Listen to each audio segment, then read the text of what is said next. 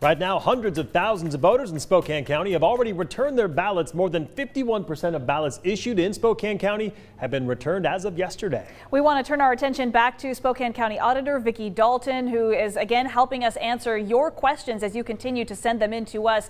As we said, Vicki has overseen 6 presidential elections and has basically seen it all. A lot has changed, certainly over the years. So again, Vicki, thank you for being here with us tonight. I want to ask you a quick question about the drop boxes themselves. We know they are situated across the county. How often are they actually emptied? And quickly, are there any concerns about keeping the ballots safe and secure in those boxes?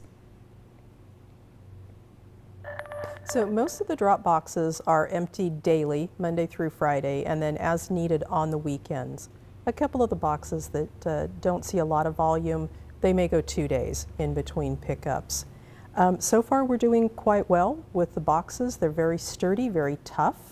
Even ones that have gotten hit by a car have survived it. And all of our drop boxes, yes, it was a bit crumpled, but it was still holding together. And most of our locations are in places that have a lot of traffic, so they're observed all the time. That's good. And a quick question, before I forget to ask this one, if you want to mail your ballot back in, I mean, what's your advice to someone? We're a week away right now from Election Day. Should they just instead take it to a drop box or mail it? What's your advice? So we are a postmark state, so you do not have to worry about getting that envelope to us on Election Day. So you're fine all the way through Election Day putting it in the mail. You just need to make sure you get it in a box before the last pickup time. So be sure to check that time on the box itself before you put your envelope into a USPS collection bin.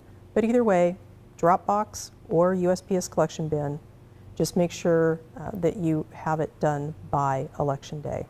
That's an important distinction because it's different between Idaho and Washington, so it's very important to know. Quickly, we're getting a couple of questions about voter intimidation. Is there anything that you guys have done to try to, kind of fight that, or are there any concerns about that? So at this point, we haven't seen any voter intimidation occurring here in the Spokane area, but we are prepared for it. We have worked with law enforcement, and so we are ready for anything that may come up. And Vicki, we are prepared. We got another question from a viewer kind of questioning what's being done to prevent someone, maybe a college student per se, who lives in a different state, what's being done to prevent them from voting perhaps here in Spokane County and then maybe in their home state too? So at this point, there's nothing that prevents someone from registering in 2 different states and voting in 2 different states. What we do now is a look back. Over 30 states now compare our voter registration databases on a frequent basis, and we also will compare our voter rolls of who cast a ballot in each of those states. So you may get away with it for the moment, but the comparisons are going to happen.